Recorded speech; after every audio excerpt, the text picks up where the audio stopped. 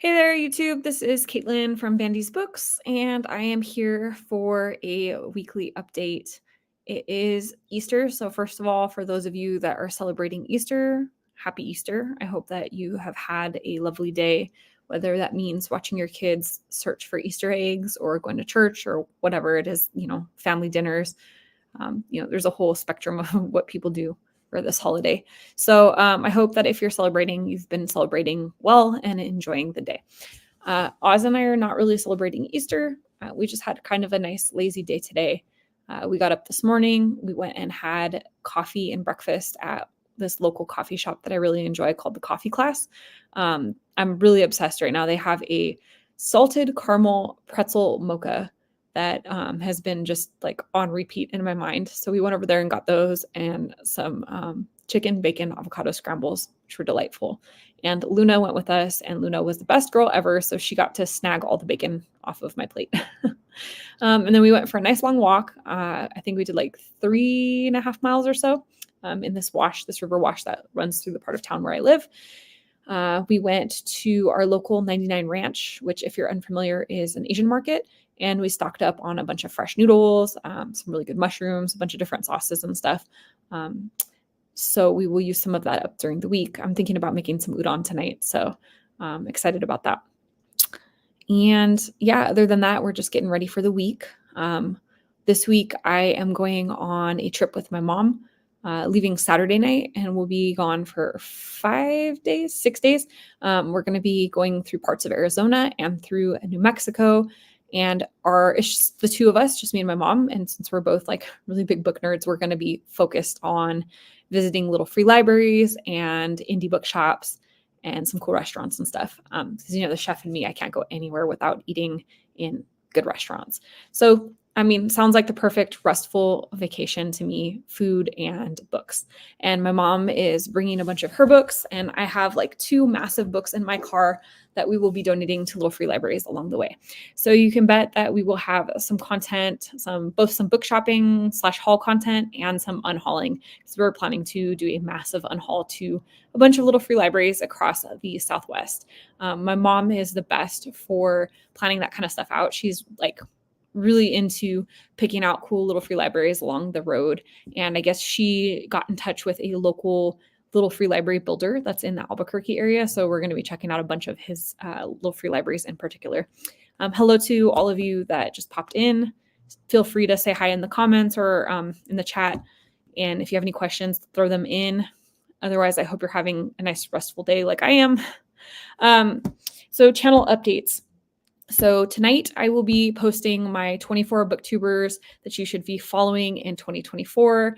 March edition, I have 20 really awesome new booktubers and 4 booktubers who have been around for a while but are under 1,000 subscribers. So that'll be going up late tonight, and I'm really excited about some of the channels that are on there. So definitely check that out. Tracy says, hi, hello, Tracy. Thank you for joining. So that'll be coming up tonight. Tomorrow, I'll be posting my TBR for the month of April. I cannot believe that it's already going to be April. This year is just gone by so fast. I feel like so much is happening that it's hard to keep up sometimes. So April TBR will be up tomorrow. I think on Tuesday, I'm going to do a tag video. Wednesday will be my wrap up for the month of March, which is like the stats on this are crazy. I'm looking at what I read in the month of March, and I'm just really, really amazed. I knew I was going to have a really good reading month because Oz was gone for most of the month in Angola, and so that left me with a lot more free time to read. But still, I'm like, I can't believe how many books I read. I read half of the books for my BookTube prize category that I was reading for. I read like a ton of books for the women's prize, and I still managed to knock 10 physical books off of my TBR. So I feel like that's a pretty productive reading month. I think other than that, I will be having my book of the month predictions and my aardvark predictions coming up pretty soon. I think those will post at the beginning of next week, but I'll be working on those through the end of the week just because those take the longest of any of the videos that I make. On average, the book of the month and aardvark videos probably take about 4 to 6 hours worth of research, probably 2 hours each of filming, and then another 2 hours each of editing. So they're definitely a bit of a time commitment, but I really, really enjoy them. And then, of course, like I said, I'll be shooting content of this road trip. So in the upcoming weeks, you'll see several little free library and book haul videos from the trip. So I think that's everything that's coming up for now. And I will be trying to make use of the post section of my channel a little bit more. I was testing that out a week or two ago using some of the like post options and polling and stuff like that. So I think going forward, I will be trying to do a little more of that. See if, that helps. I have so many questions and things that I've been thinking about. So why not create polls and stuff for them? So let's go ahead and talk about books that got read this week, because there are still a pretty decent chunk of them. So first of all, let's see. Oh, before I get into that, I also wanted to mention I got a couple ARCs or review copies this week. So I got Puppy Brain by Carrie Nichols. This is How Our Dogs Learn, Think, and Love. This came from Celadon Books. And this is really interesting. I haven't read like a whole ton about dogs in terms of like how their brains function, but I'm learning constantly because we have Luna and I'm working on training her and teaching her. And so I think this actually might be really helpful for me. I'm looking forward to delving into this and like learning a bit more about how, puppy brains work. So pretty timely in terms of being sent this. And then I also received Whipping Girl, a Transsexual Woman on Sexism and the Scapegoating of Femininity by Julia Serrano. This is, I believe, an updated book. So it was previously published and they added a new afterword. And this came from Seal Press. So I am a Seal Press ambassador. And that means that every season I get an email with some of their selections for nonfiction. And I can select the ones that are interesting to me. Sometimes they send me books that I didn't request at all. This was a book that sounds really interesting to me. I am curious to learn a little bit more from this perspective. And definitely, sexism and scapegoating femininity and feminism and stuff in general is an interesting topic to me. So I'm really, really interested in this particular book.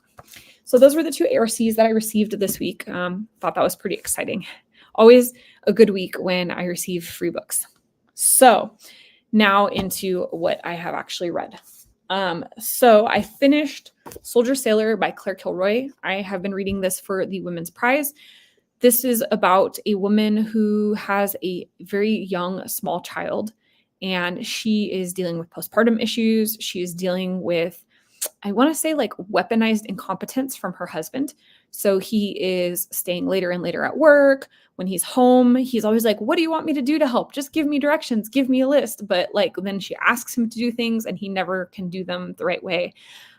This was kind of a rage-inducing read, honestly. I'm going to be doing a full-scale video on this because it's part of my Women's Prize reviews. So I actually may be putting up a video reviewing this week. But this was different than I expected. I was really hesitant about getting into this as I am not a mom, nor do I plan to be a mom. So I wasn't sure how well I would relate to the book, but there were definitely parts of this that I related to better than I thought I would. So a more pleasant experience than I thought. And then I just finished, I snuck this in at the end of the deadline yesterday. I read Death Valley by Melissa Broder. This is a first time for me reading Broder. And I have heard that this is not her best work. So I may give her another shot. For me, this one was just so. I really liked some of the trippy aspects of this. We have a character who is dealing with very extreme grief. Her father is in the hospital after being basically placed in a coma from long-term injury. Her husband is dealing with a very severe chronic illness, and she is just feeling like extreme compassion fatigue. She's overwhelmed, and she goes out into the desert in Joshua Tree to kind of escape from reality for a bit. And she ends up on this hike and finds this like trippy cactus and has some kind of psychedelic experiences. This sounded like it was right up my alley, honestly. I love like really psychedelic, acid trippy sort of books. But this one fell flat. I think that the elements that I really liked were there for like a very short period of time, and then they kind of disappeared, and then it went into a completely different direction. But I would consider reading Broder again and giving one of her other books a shot. This one for me was just, maybe like a 3-star kind of so-so. And then I read Ravensong by TJ Klune. So I am working my way through TJ Klune's backlist. I read Wolfsong a couple months back and enjoyed it. So now I'm just finished Ravensong. It was enjoyable. If you like Wolfsong by TJ Klune, then you would probably like Ravensong as well. If you haven't read the series and you're considering it, just beware it's a bit more sexually explicit than some of his previous books. So if you're not comfortable with descriptive sexual scenes, then that is probably a series that I would recommend avoiding. I know some people get into it thinking like, oh, House on the Cerulean Sea is so fluffy, and how Under the Whispering Door kind of fluffy and feel good. These have feel good elements of them. They have like some fluffy romance aspects and some fantasy aspects, but they definitely have some more graphic sexual content than some of his other works. Personally, I wasn't bothered by it. It's not like excessive or anything, but it definitely is a little more than typical. Rochelle says, I'm looking forward to Ravensong. If you're not aware, this is my mom, Rochelle Bandy. You could see we have the same last name. So my mom is looking forward to Ravensong. I know that she read Wolfsong already as well and enjoyed that. And a kind of a funny story, actually, when my mom went to pick up these books from Barnes and Nobles, the cashier that was selling the books to her was like warning her, like, hey, just so you know, these are not light and fluffy like his previous books. There's some smut and like some explicit sex scenes. I guess he was kind of worried that my mom might be like freaked out by that. But yeah, so just in general, no, it's a little bit of a departure from his fluffier writing. And then I read Nightbloom by Peace Adzo Mehdi. This was one of the books I was reading for the Women's Prize. I did a full-scale review on it, so I'm not going to like beat a dead horse, but this was probably my favorite of the Women's Prize so far. It's about two cousins who are like close confidants and best friends, and then they kind of grow apart due to like outside circumstances. And it tells the story in two parts. So the first part is one cousin. The second part is the exact same story, but from the other cousin's perspective. I thought that was really unique and interesting, and I really enjoyed that book. In general, I really love African literature, and this had kind of a lot of that feel to it. It's set in Ghana, and I just really enjoyed it. Then I got to Milkman by Anna Burns. This is a book that I have been trying to read for a while. I took it with me to Guatemala last year on my trip, which was the wrong move because this is like not the kind of book you can read on a bus. And there was a lot of times like on the bus, like going 10 hours from one place to another, but it's all like windy mountain roads and kind of chaos. And so I never got far into this while I was in Guatemala. I think I read like the first 50 pages and I just was like, I can't focus. I keep rereading the same thing over and over and over again. So I put it away and I was like, oh, it's Irish Readathon this month, so let's go ahead and pick it up. And I had a much better time with it this time. Oh, got some comments. Hey, Alan, how's it going? So guys, this is Alan from Big Hard Books and Classics. He and I are going to be buddy reading a book coming up in April called Mecca. It's like kind of a Southwest story about I think there's like a guy, it has something to do with the police. I'm kind of fuzzy on the details off the top of my head. I remember when I was picking it out, I was like, oh, this sounds like the perfect book for us to buddy read. So this will be my first time buddy reading with Alan, and I'm really looking forward to it. If you guys don't follow his channel already, you should definitely go check him out and say hello. And Tracy said, Nightbloom is on my TBR. I'm happy to hear that you enjoyed it.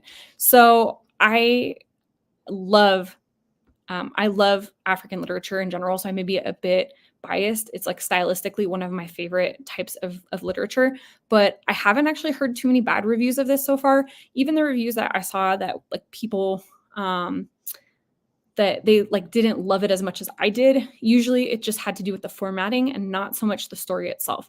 So if you like the formatting, I think you'll really enjoy the book. And if you don't like the formatting, you'll still probably enjoy the content of the book, but you might just not love exactly the two-part split. Ooh, Milkman loved it. Oh, I'm glad to hear that. I finally made a live of yours. Yeah, I know. I did mine a little bit later today because we were out running errands and taking care of stuff, and I lost track of time. Susan Straight, yes. Thank you. I was having like memory loss trying to remember who that was. Thanks, Caitlin. You're welcome. So Milkman. So I tried to read this in Guatemala. I couldn't concentrate. If you're unfamiliar with this book, it's kind of an experimental format, and the person narrating the story doesn't name anyone. So everything is like first sister, third sister, ma, pa, ladies with problems, things like that. Like nobody has an actual name in the book, including the narrator herself.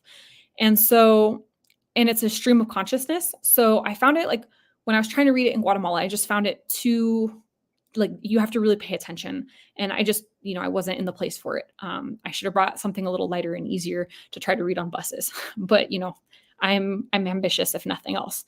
So I thought I would give this a retry for Irish Readathon, and I'm glad I did. I really enjoyed this time around. I was able to like read it when I was really, really focused, and it was a very interesting story. So it's, I think, supposed to be set during the Troubles in Ireland. And we have this young girl who is being stalked by this character named the Milkman. And it's just really, I think, a lot about how society perceives certain interactions and a social commentary on like misogyny and sexism and stuff like that. It is really an interesting book. The fact that all the characters are nameless, that the location is never mentioned, it all kind of allows you to imagine this as any conflict or location that you really want to. I mean, I think, like I said, this is kind of inspired by the Troubles, and I definitely like pick up some of the Irish style of writing in it. But it was kind of similar to the experience I had reading Hangman by Maya Binyam for the Women's Prize. It could fit in different scenarios. So there were times where I found this like maybe slightly repetitive, but overall I found it a pretty good read. And what else did I get to? I got to Familia by Lauren E. Rico. So this was a lot about genealogy. It's this woman living in New York City. She works as a fact checker for a magazine, and part of like her company is offering DNA tests to their employees in the hopes that like something major will come up and they can write a story on it. And so our main character does the DNA test and finds out that she has a sister in Puerto Rico. And she thinks that this is a mistake because she is, first of all, not Puerto Rican. She's like Mediterranean, and her parents never had any other children. And she didn't know about any like, half siblings or anything like that. So she goes to Puerto Rico to figure this whole situation out. And it comes to find out that there was this young girl that was kidnapped like as a toddler from Puerto Rico. It was this big national case. Everybody remembers it. And she kind of goes down this path of like, is this DNA test a mistake? Am I somehow related to this missing girl? And I really enjoyed it. It was a pretty interesting book. I liked where the mystery elements of it went. I thought that our characters were pretty realistic. I loved the incorporation of Puerto Rican culture. And I just thought it was a fun book. And well, maybe not fun. I guess fun isn't the right word because it does deal with some like complex and deep topics, but I thought it was well written and I enjoyed reading it. This was my first time reading Rico, and I would definitely read her again. I believe this is a debut novel, if I remember correctly. It doesn't say here. Maybe here. Yeah. So anyways, if you're considering reading this one, I enjoyed it. And also the cover on this is really stunning. I love the design of this. So I also started a couple books, but did not finish them yet. So I finished, I started My Monticello by Jocelyn Nicole Johnson. This was just not like the right time when I started this. I don't know what it was, but I was having a really hard time getting into it. I read the first couple stories and then I just was like, I'm just not vibing with this right now. So let me just set this down for a later time. So I will be picking this back up and trying to read it again. It just was at the moment, I think, just not the right book for the right moment. I also started The Blue Beautiful World by Karen Lord. This is another one of the Women's Prize books. And same kind of thing. So this is a science fiction pick. And I think that's really interesting because the Women's Prize does not typically go for science fiction. They typically go more for like literary fiction. And so it was really interesting to me to see a science fiction pick there. I started it. I got like maybe the first 8 chapters in, and it's just been kind of, I don't know. I feel like it's dragging a little bit for me. And sometimes when books feel like they're dragging, it's not the book itself, it's me. I'm just not in the right like mental place for it. I feel like there's a lot of like detail in this book that I really need to be like sharp and focused on. And I think I was trying to read it during the week, like during my work week, like in between breaks and stuff. And I really should probably be focusing on it when I have like longer periods of time to sit down and really like immerse myself in this world. I will say that the writing part of it is really pretty. It's just, yeah, I think I just need to be in a different spot to read it. So I will be getting back into that later, but I'm going to put it on a temporary pause. And then I'm really happy I got In Defense of the Act by Effie Black. So I had some issues getting this book. I had to order this, I believe I think originally I ordered this from the UK, and I ordered it through Amazon because I couldn't find it anywhere else. So I'm like, all right, I guess I'll do the Amazon thing. So the company that I ordered it from, um, they canceled my order, but they took like 3 weeks. So I ordered it, and like 2 or 3 weeks after I ordered it, they cancel it saying like, oh, sorry, this was a mistake. It was listed for sale on our shop, but we don't actually have this book. So sorry about that. So I guess they said that the reason it took like 2 or 3 weeks was because they were trying to see if they could source a copy of the book to send me, which is like great for them for trying to do due diligence and everything. But kind of frustrating because I was like, oh, I'm already behind. Hopefully I can still get a copy. So I went on to eBay and I found a lovely person up in Canada that had a copy that was for sale. And so I ordered that and then they shipped it down. So I got that a couple days ago, and this is one of the books that I was like really, really excited for with the Women's Prize. And so I've already jumped right in. You can see I'm just at the beginning of it, but so far so good. And I'm pretty sure I'm going to burn through this one really quick. It's like 180 pages. The topic's super interesting. I really like the writing style of it so far. So this might be like one of my sleeper picks for the shortlist, just based on the first couple pages already. So those are all the things that I am in the process of reading. And as far as what I'm going to be reading, so I know usually I like list out a handful of books that I think I'm going to be reading in the upcoming week. However, I will be putting up my TBR for the month of April tomorrow. And so I don't want to just like beat a dead horse. So I'm going to not talk about books I'll be reading this week. And instead, I will be posting TBR tomorrow with all of the books that I'm hoping to read for the month of April. Just a little spoiler. So I'll be reading books for Arab Heritage Month. I've got a lot of books by Arab authors, which I'm really looking forward to getting into. I have some books for Autism Awareness Month, which I'm also looking forward to getting into. And then April is also Sexual Assault Awareness Month. And so I have a couple memoirs that I have been meaning to get to. I have Know My Name by Chanel Miller. I have Tarana Burke's memoir and a couple other options. So going to be maybe a heavier month. I think there's a lot of emotional topics coming in the month of April for me. But that's good. I think it's important to delve into topics like this. Alan said, have you read Demon Copperhead? You know what? I have not actually read Barbara Kingsolver at all, ever. Not because I don't want to. And Demon Copperhead is a book that I have requested on audio from my Libby app, but have not received yet because there's such a long wait list for it. I've heard really good things about it. I think from what I remember hearing, like if you've read David Copperhead, sometimes I guess people can find Demon Copperhead a little bit predictable or boring because it kind of follows the same story, but I have not read it. So I'm hoping it'll be really fresh and interesting for me. And I hear nothing but great things about Kingsolver's writing. So I'm hoping that will be the start of like I got to read this author's like whole backlist. So yeah, not yet, but hopefully soon. So yeah, I think that's about everything that's going on for now. So we've talked about life updates and channel updates, talked about books that I read this week, books that I started this week but did not finish. My mom has a copy. Perfect. Well, Mom, if you want to throw that in a bag for me to borrow, I would be happy to borrow that if you don't mind. Alan, oh, she's great. I'm waiting for it to be sent. Oh, good. Well, I'll be curious to hear your thoughts on it. I'm glad to know that I'm not the only person in the world that hasn't read it yet, because sometimes it feels that way. I feel like everybody has been raving about this book this year. I know like when it got snubbed by a couple different awards, it's been like a big thing. People are like, how could this book not be on the list? I think that was even part of the discussion with the Women's Prize, is that, this one and Demon Copperhead and Birnam Wood were not on those lists, and people were like really, really upset about that. So yeah, hopefully I'll get to it soon. I'm definitely looking forward to trying Kingsolver out and seeing if I like her as much as everybody else seems to like her. So yeah, I hope again that everybody is having a happy Easter if you're celebrating. I hope that if you're not celebrating, you've had a nice relaxing Sunday and that, you get to start the week refreshed. I hope this week, the start of April, I hope that if, you need it to be, it's a fresh restart and, you're feeling optimistic about it. And I hope you have some good books planned for the month. I know I really do. I'm really excited to talk about my TBR tomorrow night.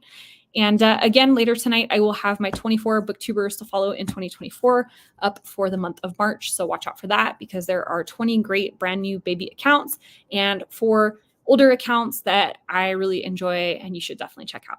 So thank you everybody for stopping by and saying hello. And I'll talk to you all soon. Bye.